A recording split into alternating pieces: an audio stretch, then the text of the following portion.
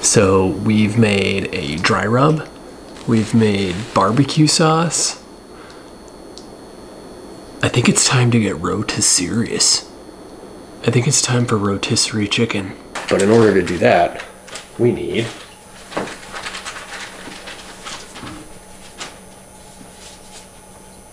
a chicken. Do you think Gary takes rotisserie chicken very serious? I'm sure he does.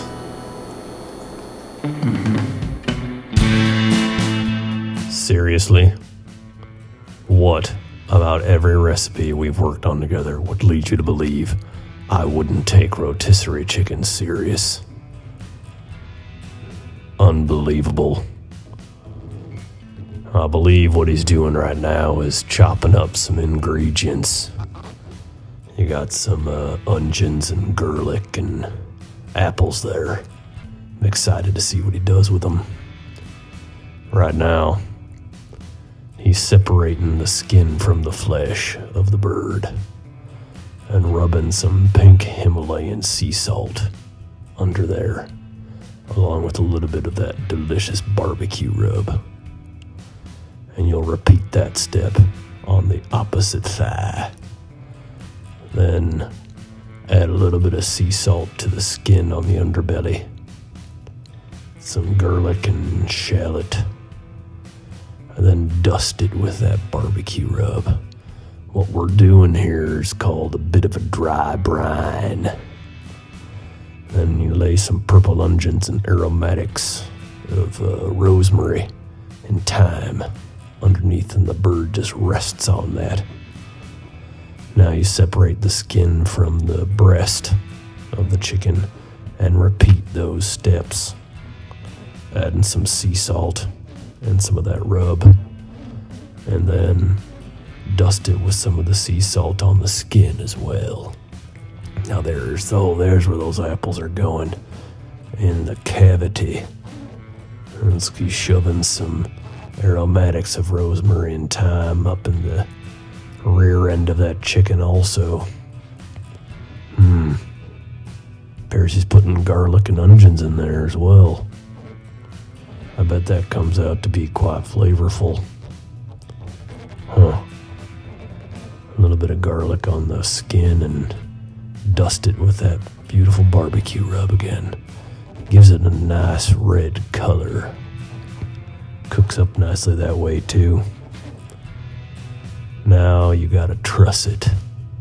Now he uses about 10 feet of twine, doubled back and over, so you wind up with about 5 feet. And he loops it around the front, under the wing, between the legs there. And there's just a simple knot in the front. Holds the bird quite well. And after you get her trussed, you'll let her sit and marinate in a dry rub.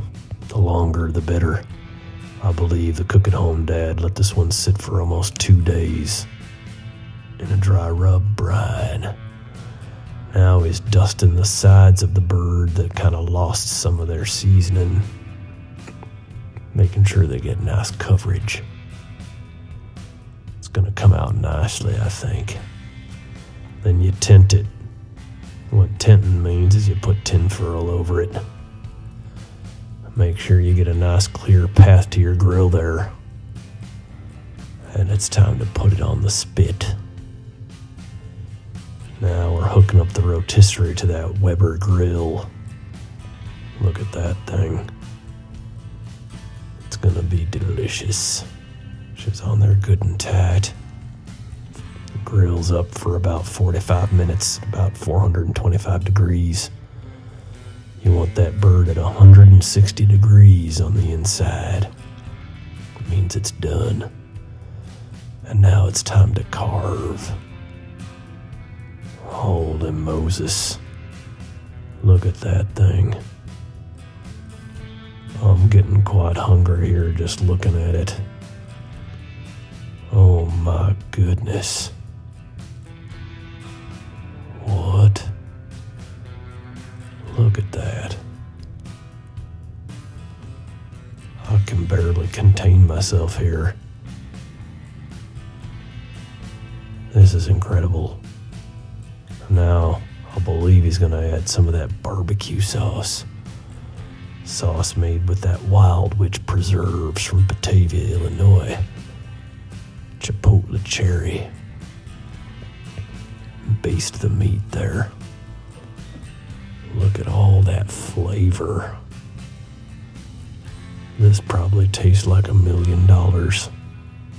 Not that I know what that tastes like, but I imagine if you could taste $1 million, it'd probably taste something like this. Oh my goodness. This is wonderful. Well, now you just have to ask yourself one question. Are you Rotisserious? Are you? Be honest. It's important.